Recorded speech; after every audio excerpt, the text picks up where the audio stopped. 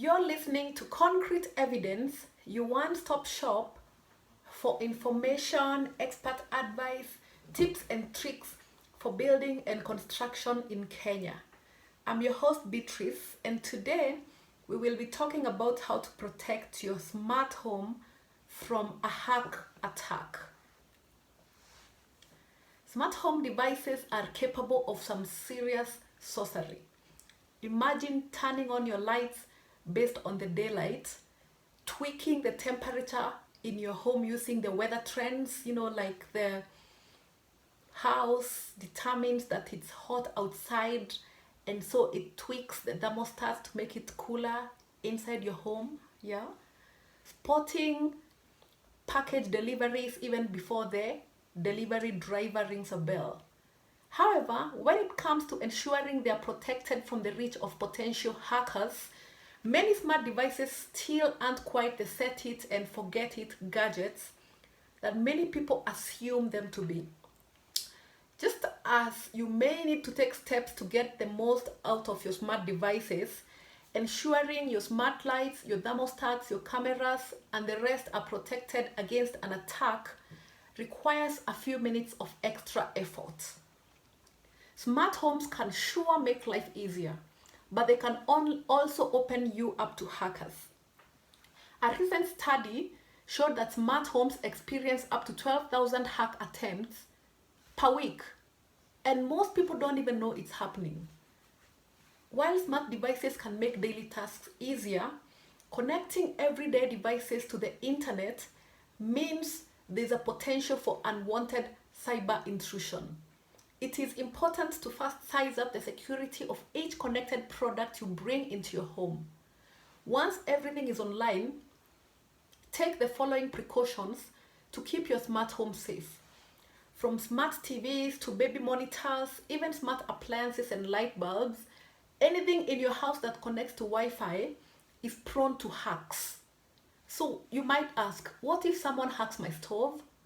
Well, they could turn it on and start a house fire. Or if you have a baby monitor, they could be watching your child or watch you to study your habits to see when you come and go. These devices also can be an entrance point into other devices in your home network. So your stove could be the entry point to your router and then eventually into your work laptop. So how does this hacking occur?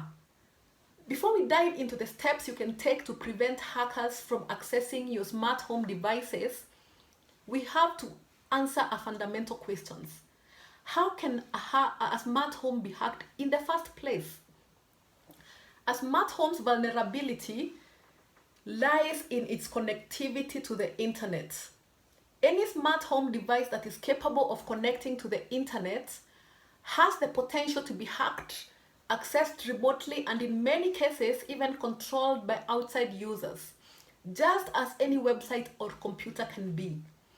These devices themselves may have little or no built-in security, making them susceptible to attacks by software that is designed to gain unauthorized access to a computer or a home network, potentially allowing your personal information to be exposed. Or as the case may be, the devices may have security features that you need to set up or enable. So review the information that came with the devices to confirm the built-in security and to determine if there are steps you need to take to enable or enhance the security features. The key to preventing a hack is to first recognize the device's potential vulnerabilities, and then to make sure you have the necessary security built in and appropriately set up to safeguard your home device network. Okay? So number one, you need to understand your smart home devices and their vulnerabilities. So you need to know the weak point of your speaker for your music system, the weak point of your smart fridge from LG, which detects you approaching or detects when something has run out. Okay, So identify which devices are capable of connecting to the internet and whether there is a need or desire to connect those specific devices. Do you need to connect your fridge to the internet? Do you need to remotely access your fridge? Well, you need to weigh these options to know whether or not you want to have some devices in your network or others. For example, if your smart speaker is connected to your Wi-Fi router, which is also connected to your smart TV, also connected to your video doorbell and your smart thermostat, then any one of those products can pass on vulnerabilities to the other. If one item is hacked, the rest may be susceptible to the hack. Therefore, you need a plan to protect not just one device, but every item in your ecosystem. Remember to use only reputable smart home technology brands. Some smart home technologies are expensive, and for many of us, it can be tempting to cut corners to buy the lowest priced product. Remember, in our previous podcast, we discussed about the devices that use the same system as the other commonly known devices. For example, Amazon Echo uses Alexa, but we have other virtual assistants for other companies that still use Alexa. So you might want to incorporate your Alexa devices to a virtual assistant that is not Amazon's product, but compatible with the other Alexa devices. So this is one such case. You might see that maybe having just a brand name for everything may be too expensive for you. So you think you might just cut a few corners and save a little money. Well, you need to take extra precautions. Okay? Not to say that the brand names can't be hacked. They can be hacked. They're not guaranteed. So it is important to do your research appropriately. You also need to protect your Wi-Fi network. When you're setting up your Wi-Fi router, or if you've not updated your default settings, it is very important to create a strong and unique password for your Wi-Fi network. Or consider working with your service provider or your router manufacturer to learn how to keep your router up to date with the latest security updates. Also use unique passwords for everything. Okay, you have a fridge, have a password for the fridge. You have a sound system, have a password for the same. Do you have a surveillance system, maybe CCTV, maybe intercom? Do you have electric fence in your network? Have a security password for each one of them, so that one entry point does not expose all the others to the same vulnerability due to not having a password. Right? So what can you do to hack-proof these smart devices? Yeah, so these tips work for, this is a general information for and tips for the general products in the market. If you'd like a particular one for Google Assistant or Alexa or Siri, we can do it depending on the demand for requests, right? So consider what you actually need. Before you order a smart speaker, a thermostat, a video doorbell, an irrigation system, a refrigerator, a smart refrigerator, consider your comfort level when it comes to balancing convenience with security and privacy. A security camera might offer some form of protection, but are you okay with footage being uploaded to the internet? A voice assistant like Alexa never sleeps, always listening for your command. Is that creepy? Is that a perk? Figure out what you need from a smart home and where privacy trumps convenience for you. Remember to secure your Wi-Fi network, like we said. Out of the box, most routers use a model-specific SSID and either unsecured or have a generic password like admin. So if you buy these routers I mean, if you sign up for these internet service providers, they'll probably come with routers like TP-Link or D-Link, or just the general. Maybe a few may afford to have Cisco, others might have Huawei. But basically, if an internet service provider has a certain type of router they give to the customers or they supply to the customers, they usually have generic login details and password details that are similar. So if someone knows that your router is a TP-Link, they'll be like, oh yeah, we know how these passwords are generated, or how to, they might know how to get into the system, right? So secure your Wi-Fi network with a strong password. Change the generic password from admin or from home or from whatever the name is, and secure it with a strong password. How you do that varies slightly by device, but the basics are the same.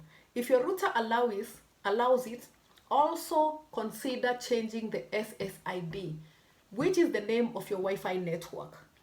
While you're at it, make sure you're using the highest security protocol possible. In most cases,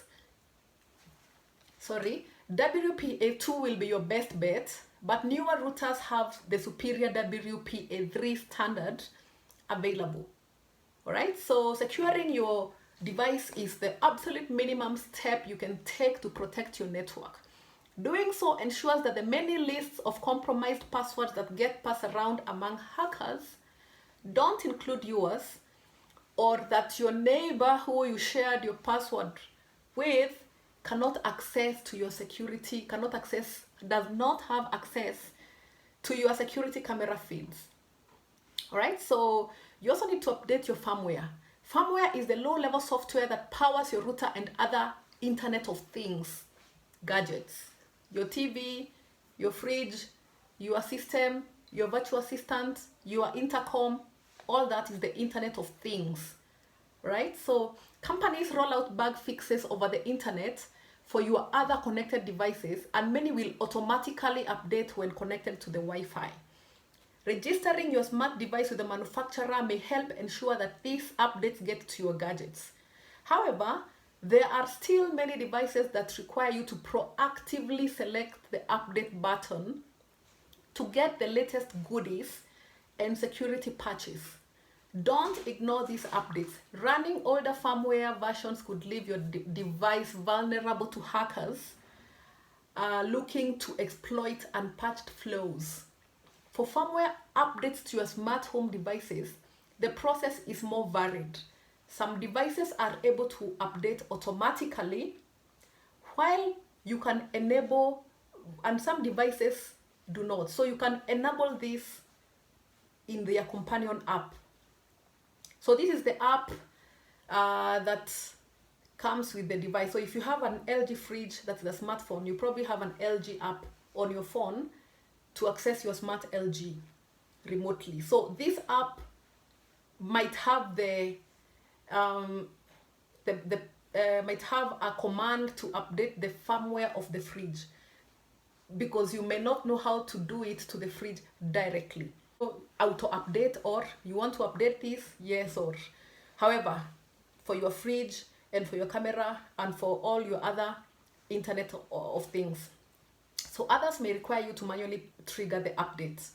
Typically, you see a badge or an icon on the app signaling that an update is required, right?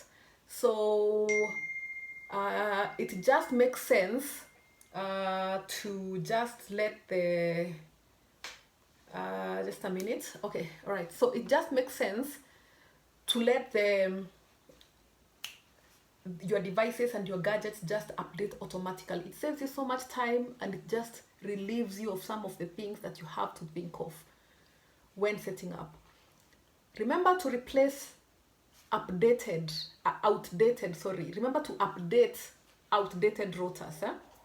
Replace them, because you have probably updated your phone, your laptop, okay, but sometimes the routers get forgotten. Maybe you signed up for Zuku 10 years ago, still going strong, no issues. You wonder, why should I update it? Well, if you have a smart home, that's one reason to update it. All right, so an aging router means aging security protocols and an easier access point for bad actors. Remember to manage your account passwords. With your Wi-Fi network secured, you now need to protect the individual devices and services that connect to it. Many smart devices are controlled through a connected mobile app, and you'll need to set up an account with each one. So, but some of them have a home app. So, like Alexa, for example, might come with a home app that has enter your fridge into the system, enter your camera into the system, enter your this into the system.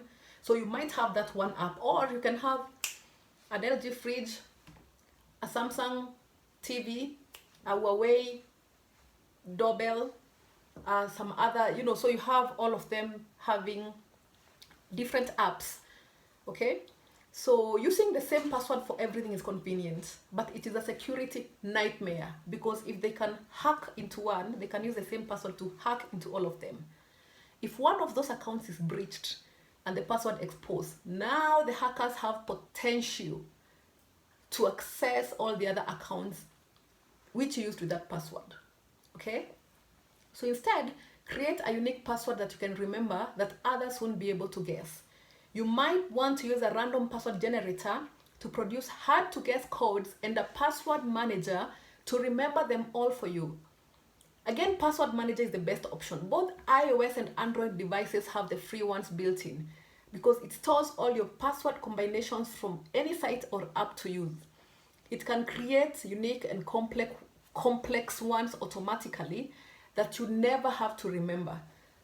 So, for example, in iOS, if you have those passwords set up for your phone, for your, say, camera or your electric fence or your irrigation system, when you're not home, and say if you're not able to access your devices, say your phone has run out of charge, you can connect to another device in another Wi-Fi, log into your Apple ID, then log into the system in your Apple ID, the apps, and then you can log into the app inside your Apple ID, inside the computer of the other Wi-Fi.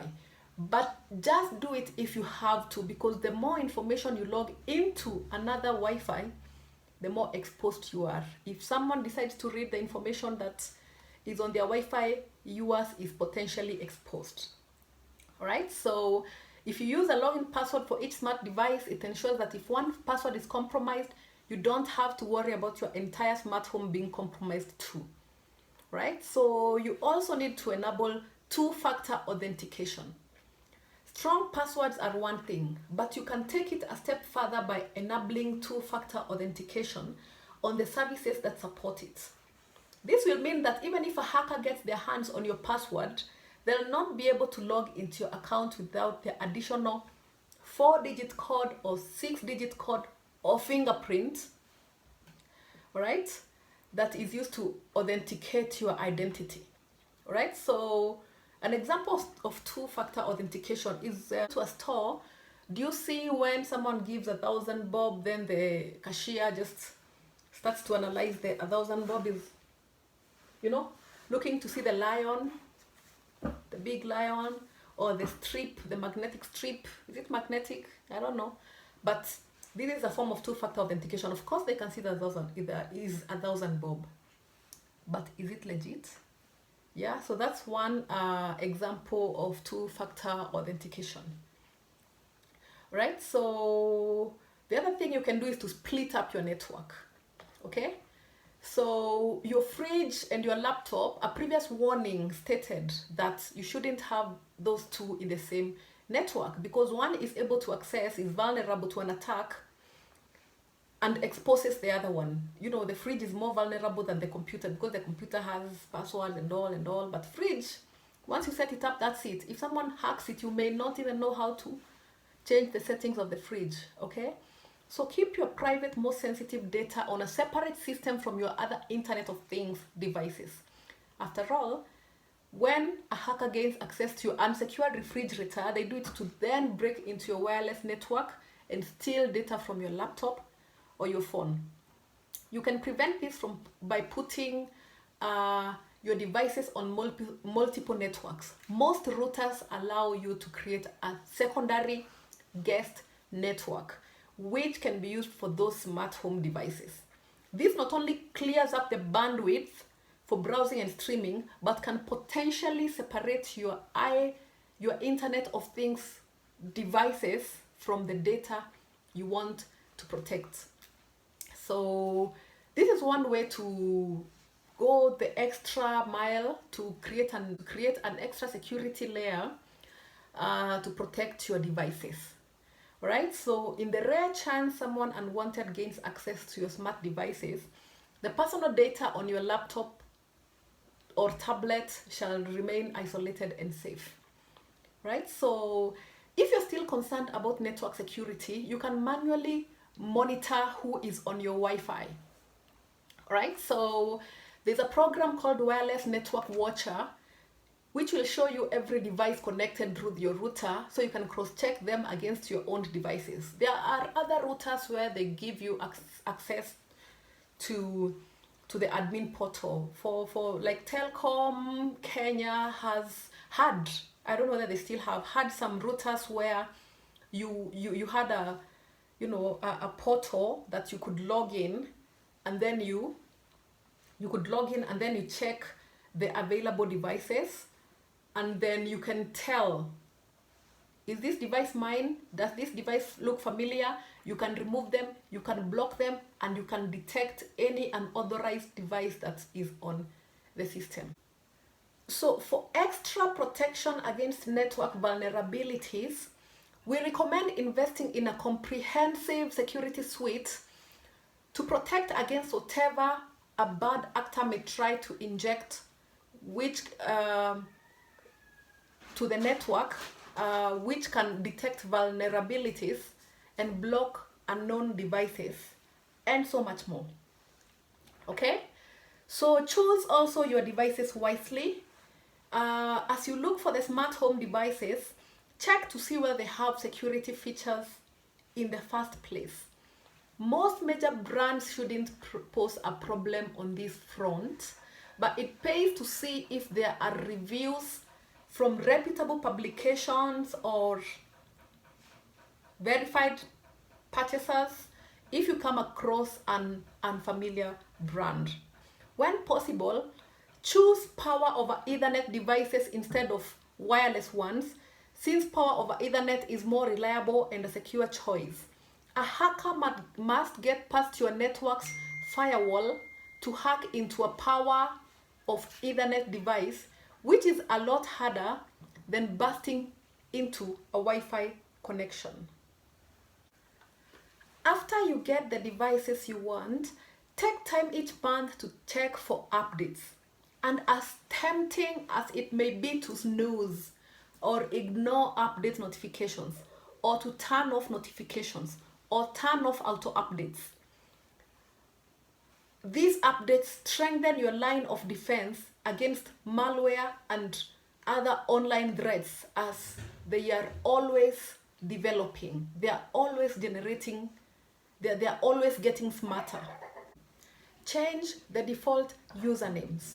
As you tap through the smartphone app to set up a device, make sure it doesn't create a username or account for you. This is especially true for wireless routers that help your smart home run smoothly, not just smart devices themselves. One of the first things hackers look for is a list of default usernames, which does half of their work for them. Changing the default username gives you more breathing room and takes you off the list of easy targets. While some smart devices still use default usernames and passwords, it's falling out of practice as companies look to create more secure devices for informed consumers. Instead, you'll probably create an account using your email address, which isn't as readily available to hackers. Also, avoid public Wi-Fi for remote access. Okay? Public Wi-Fi networks are not secure because a hacker can monitor unencrypted traffic and send out malware.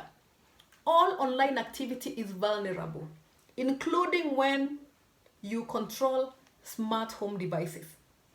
For quick commands like turning off the lights at night or turning on the lights at night or locking your smart lock will not use much data. So it's better to use your cellular plan. Better put your bundles, your Safaricom bundles or Airtel instead of a public network. It will save you more than it will save you more than it will cost you if you're trying to save that 2 MB of data to use for, like other things.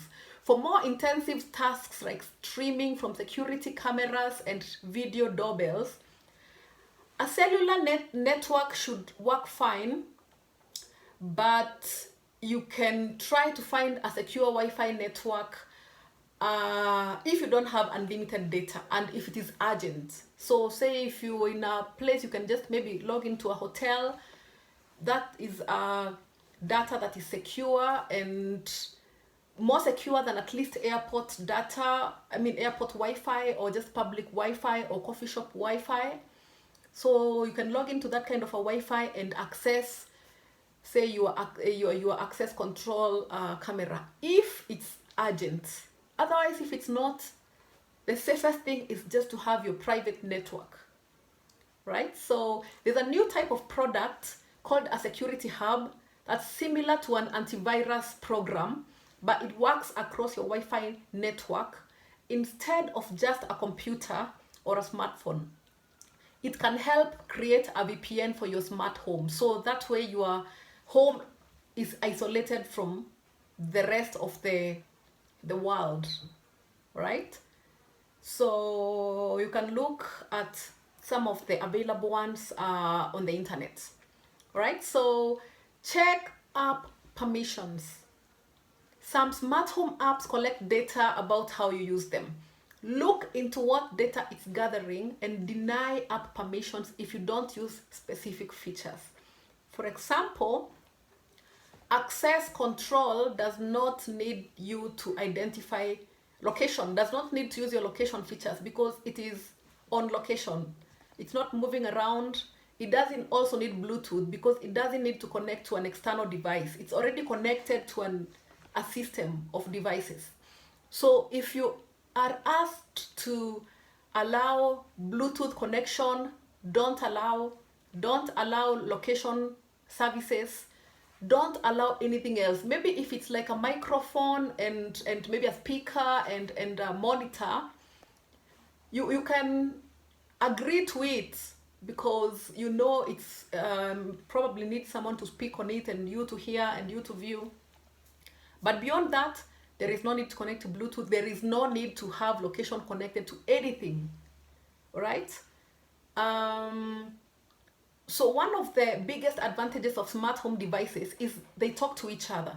But this can work against your security. Like in our previous discussion, we were having a discussion about how a smoke detector or a heat detector in the kitchen can communicate to your AC to turn off the AC so that the smoke isn't spread out to the rest of the rooms and the fire doesn't, if it's a fire, it doesn't spread to the rest of the rooms and the fire suppressant comes on, and if it's carbon dioxide, it's also not spread to the rest of the rooms. That kind of communication. But this can work against your security because if one device is hacked, it can expose the other devices in the system to the hack. But if you take all these precautions, that should not be a problem, or rather it would make the hackers' life very difficult. You don't want to make it easy for them. And if they think that accessing your data and your home is difficult, it's not worth, it's like a pickpocketer. If you're walking on the street and they can see someone is holding the phone on their hand, someone else's phone is on the pocket dangling, someone else's phone is in the back pocket of the bag the backpack they're carrying, someone else's pocket is in the trouser pockets zipped up, so they'll just analyze which one is the easier target. You don't want to spend more time trying to they don't want to spend more time trying to hack and, expose themselves and probably get nowhere. So we're just trying to keep them away. All right, so whether or not you choose to protect your smart home on the digital front is up to you. But we think the extra effort is worth it.